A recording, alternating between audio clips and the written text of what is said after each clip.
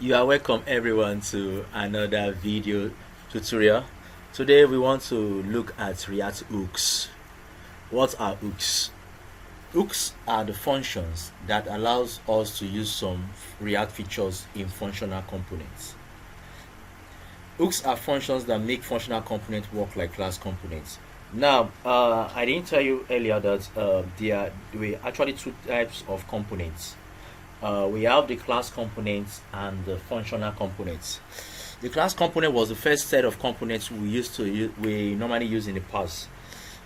It soon work now, but people hardly use it again. Now, the functional component on its own is a stateless component. Stateless, it says that it doesn't have any state. It cannot be manipulated before. But with the help of React hooks, a functional component now is stateful. That means it now contains states.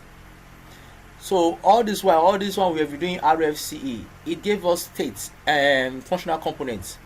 So a functional component is a function. It looks like a normal traditional function. That's a functional component for you, which we are using in this tutorial and in other developers work or instructor tutorial. So as you know, functional components is stateless components. With the help of React hooks, we can implement all the features of class components like states and lifecycle method. That's why we have to use the React hooks in the functional components. So you start because of the advantage of hooks being implemented in functional components. It's now made functional component to become the new bride, to become special. That's why most people use the functional component more often than the class components. So we continue. There are several hooks in React, but in this tutorial we shall stick with the two most commonly used hooks. Now, for the record, React hooks there are many hooks in React.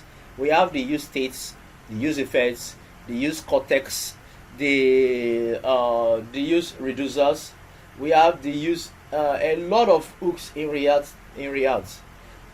But the two most commonly used, which you'll be using more often, is the one you're seeing on your screen: the use state hooks and the use effects hooks.